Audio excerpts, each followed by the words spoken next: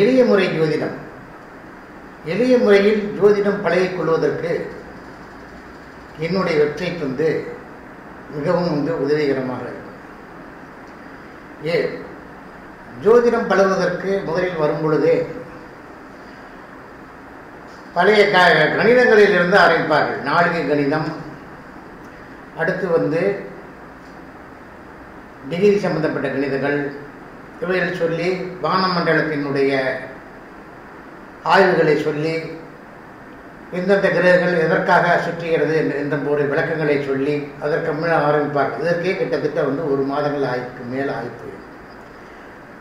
இந்த 1 மாதத்துக்குள்ளேயே பழக வரக்கூடிய நிறைய நண்பர்கள் புரிந்து கொள்ள முடியாமல், இந்த கணிதத்தை புரிந்து கொள்ள முடியாமலும், கணிதம் சரியான அமைப்பில் அவர்களுக்கு சரியான முறையில் வராதனாலும் அவர்கள் ஜோதிடத்தினுடைய ஆர்வத்திலிருந்து விலகி விடுகிறார்கள். அப்போ இந்த ஜோதிடத்தின் ஆர்வத்தோடு பழகுவதற்கு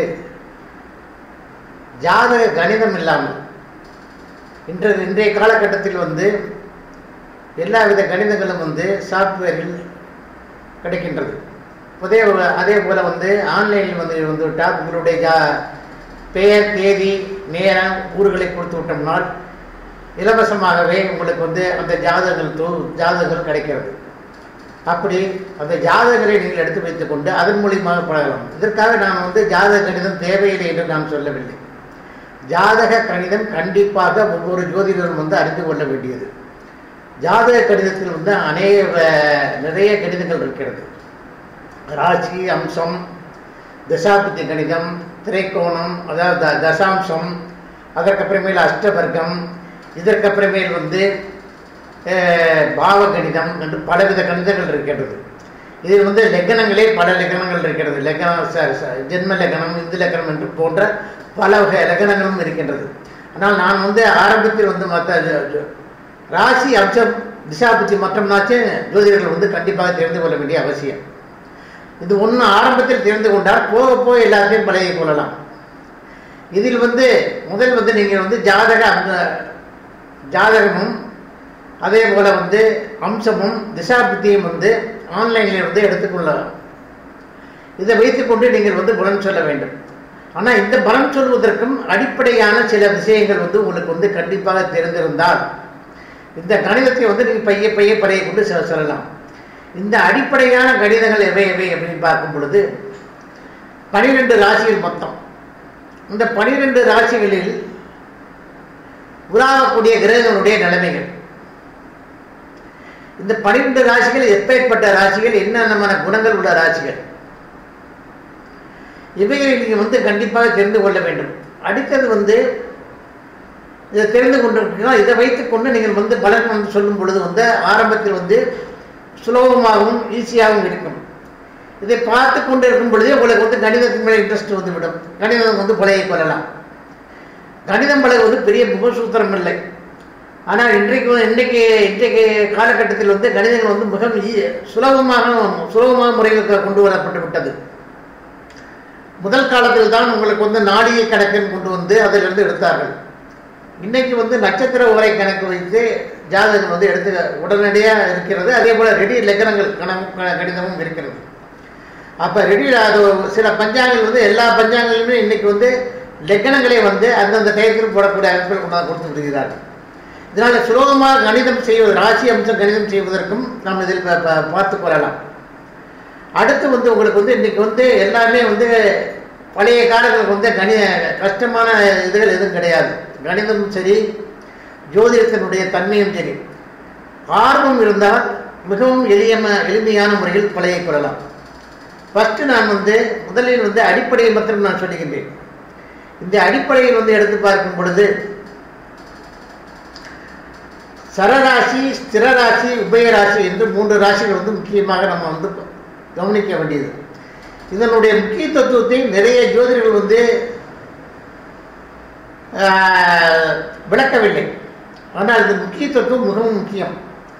சரராசி, ஸ்திரராசி, உபயராசி இவைகள் எதற்காக பயன்படுகிறது, இந்த ராசிகள் என்னென்ன செய்யும், இந்த சரராசி எது, ஸ்திரராசி எது, உபயராசி எது, இதனுடைய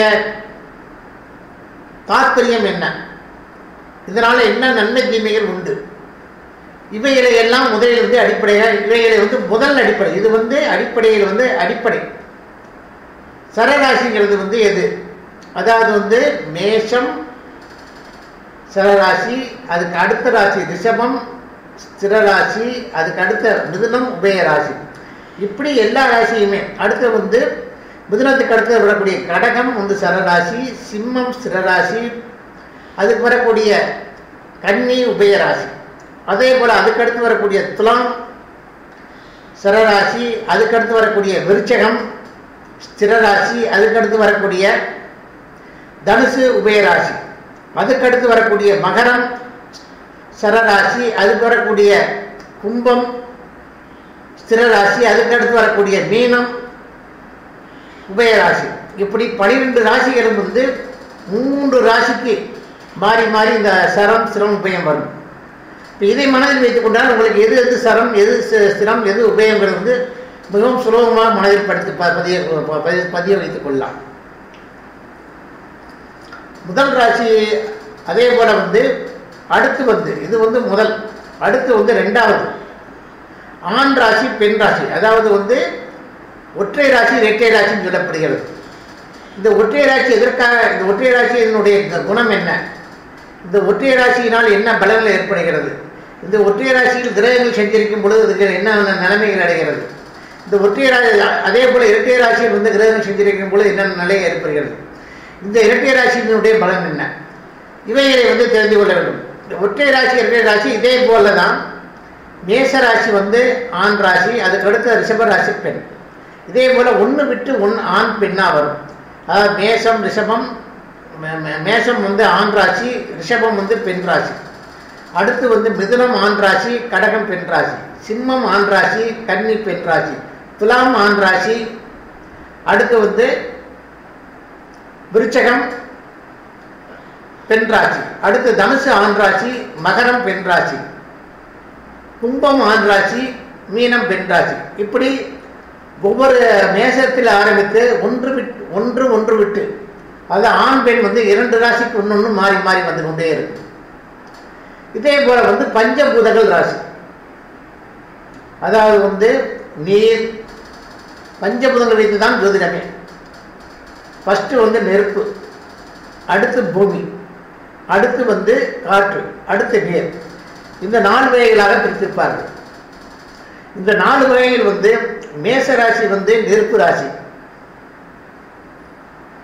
அடுத்து வரக்கூடிய ரிஷபராசி வந்து மண் ராசி, அடுத்து வரக்கூடிய மிதுன ராசி வந்து காற்று ராசி, அதுக்கடுத்து வரக்கூடிய கடக ராசி வந்து நீர் ராசி.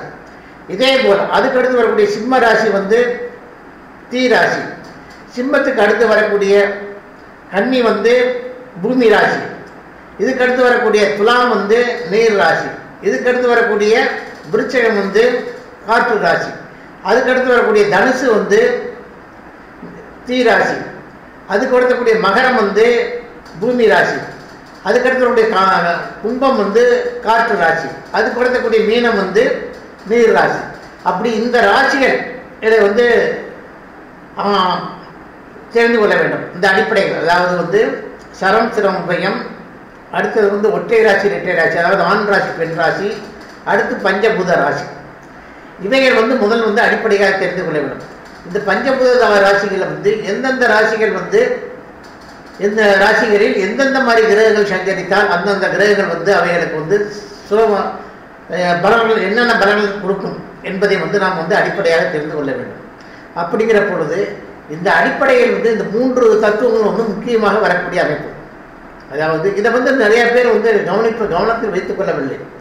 ஜாதகம் ஆதிபத்திய பலன் சொல்லும் பொழுது இந்த ஜாதகம் வந்து சரியாக இருக்கும். ஒரு உதாரணமாக சரராசி என்பது வந்து அப்படியே மாறி மாறி வரக்கூடியது.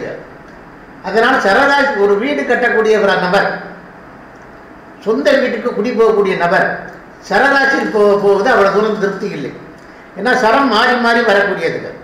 ஒரே நேரத்தில் வந்து ஒரே இடத்துல வந்து இருக்க விடாது சரராசி. அதனால் அந்த குடி போகக்கூடிய காலம் வந்து சரமாசத்தில் இருக்கக்கூடாது. அதே போல் உபயராசி